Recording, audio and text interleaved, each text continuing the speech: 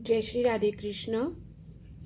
आज हम सीखेंगे कि जब हमारे पास डिफरेंट शेप्स के प्लॉट्स होते हैं तो उनका भ्रम स्थान हम कैसे फाइंड आउट करते हैं। जैसे कि आप देख रहे हो, सबसे पहले ये एक नॉर्मल स्क्वायर शेप का प्लॉट्स है, तो इस प्लॉट का भ्रम स्थान निकालना बहुत आसान है। इस लाइन को इस लाइन से मिला दिया, इस लाइन को इस लाइन से मिला दिया, और मान लीजिए इस प्लॉट का जो एंट्रेंस है यहाँ से मिडल से है। जब हमने यहाँ से एंट्रेंस कंपास के माध्यम से डिग्री ली तो 65 डिग्री आई, तो हमने 65 डिग्री को यहाँ लिख दिया। ये होती है रेफरेंस लाइन। ये रेफरेंस लाइन होती है कि हमें अब अपने शक्ति चक्र को यहाँ पर रखेंगे ब्रह्म स्थान में और 65 को यहाँ पर मिला देंगे, और उसके बाद पूरे इस प्लॉट को 16 दिशाओं में हम डिवाइड कर देंगे। ठीक है, ये हो गया नंबर 1। नंबर प्लॉट आप 2 देखो, ये आकृति इसमें प्लॉट के अंदर आप देख रहे हो कि इसके अंदर ब्रह्म स्थान, इसका अंदर का एक पार्ट कटा हुआ है। ये आप देख रहे हो, यहाँ से जो ये प्लॉट है इसका इतना हिस्सा कटा हुआ है। जब ये प्लॉट का हिस्सा अगर थोड़ा सा ही कटा हुआ होगा तो इस कंडीशन के अंदर हम इस नीचे वाली जो लाइन है, इस लाइन के पैरेलल हम एक लाइन और खींचेंगे ऐसे ऐसे करके, और इसे इससे मिला देंगे। फिर इस पॉइंट से इस पॉइंट तक और इस पॉइंट से इस पॉइंट तक हम भ्रम स्थान निकाल लेंगे। एंट्रेंस से डिग्री लेने का तरीका वही है। अब एग्जाम्पल मान लो कि इस प्लॉट के अंदर जो किसी व्यक्ति की जो एंट्रेंस आ जाती है वो यहाँ से आ जाती है। अब आपने यहाँ से अगर किसी व्यक्ति ने डिग्री ली, मान लो यहाँ पे 65 आई, तो हम यहाँ से इस वाली वॉल पर 65 की एक रेफरेंस लाइन हम बना देंगे। यहाँ पर हम शक्ति चक्र को रखकर इसे 65 डिविजन्स में डिवाइड कर देंगे। दूसरा एग्जाम्पल्स आप देखिए यहाँ पर सेम एग्जाम्पल्स इसी की तरह है कि इस एग्जाम्पल्स के अंदर आप देख रहे हैं कि सेम चीज़ है। अगर मान लीजिए इस साइज का प्लॉट है नंबर 3, ठीक है, तो इस प्लॉट के अंदर आप देखोगे ये एरिया ज़्यादा है और ये एरिया कम है, तो इस प्लॉट को भी हम इसको यहाँ से इतना बढ़ाएंगे और यहाँ से करके और इसका भ्रम स्थान हम निकालेंगे। अब मान लीजिए इस प्लॉट की जो एंट्रेंस है वो इस यहाँ से है, ये इसकी एंट्रेंस है।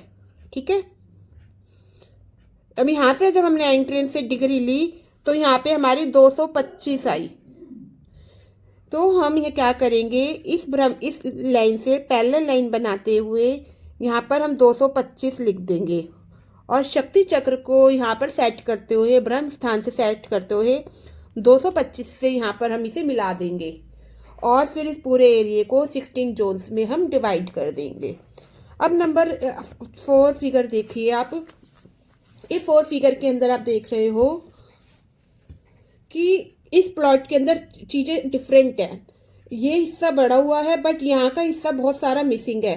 तो हम इस फेस के अंदर क्या करेंगे, हम या तो हम इतने हिस्से को बढ़ाएं, पर ये हिस्सा बहुत ज़्यादा बढ़ जाएगा और ये हिस्सा कम है। तो इस कंडीशन में हम इतने यहाँ पे एक इस एरिया को यहाँ से काट देंगे। इसे कहते हैं कट करना। हम जब भी किसी भूखंड को किसी दूसरे भूखंड से अलग करते हैं तो हम ब्रास की स्ट्रिप का यूज़ करते हैं। यहाँ पर हम ब्रास की स्ट्रिप का यूज़ करेंगे। ब्रास की स्ट्रिप को यहाँ पे डालने से क्या होगा कि ये हिस्सा अलग हो गया, और बाकी का जो ये हिस्सा है इससे हम भ्रम स्थान फाइंड आउट कर लेंगे। ठीक है, अब मान लीजिए इस प्लॉट की जो एंट्रेंस है वो यहाँ से है, यहाँ पे एंट्रेंस है। एंट्रेंस यहाँ से हम यहाँ से एंट्रेंस पे खड़े होकर यहाँ से जब हम डिग्री ले रहे हैं तो हमारे यहाँ पर 50 लिखा डिग्री आ रही है। यहाँ से डिग्री लेते हैं तो 50 आ रही है। तो हम इस लाइन को रेफरेंस लाइन में मिलाते हुए यहाँ पर 50 लिख देंगे, और शक्ति चक्र को हम पूरे में अप्लाई कर देंगे 16 जोन के लिए। ठीक है, ये हो गया आपका नंबर 4। अब आप इस तरीके का प्लॉट देखिए, एल शेप का प्लॉट्स है। अगर इस प्रकार का जब प्लॉट्स आता है तो इसमें हम 2 प्रकार से काम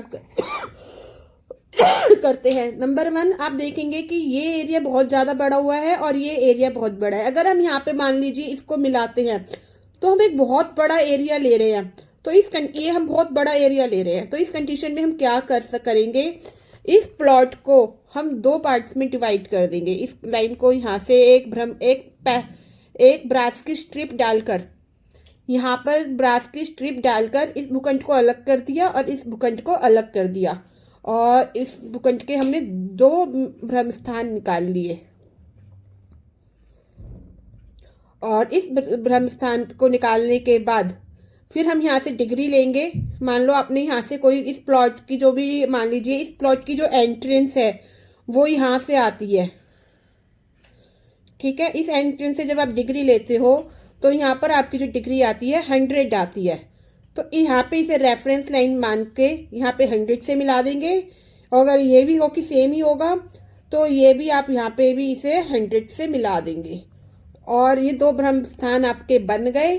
और यहाँ से आप दो प्रकार से वास्तु की ग्रेडिंग करेंगे।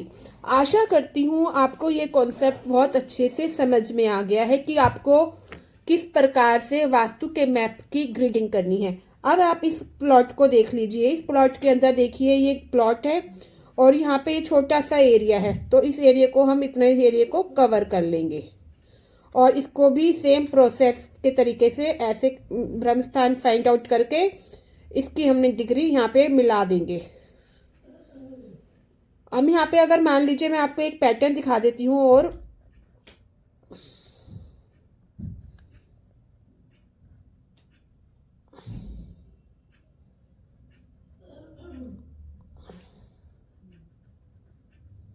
अगर इस प्रकार का प्लॉट है, आप देख रहे हो ये आगे से छोटा है और यहाँ से बड़ा है, तो इसको कि अगर यहाँ पे ऐसी बड़ा, या तो इसको यहाँ से चौरस करके लो, बट अगर यहाँ पे हमें बहुत बड़ा एरिया कवर करना पड़ रहा है तो इस कंडीशन में हम यहाँ पर एक बृहस्पति की पट्टी डालेंगे।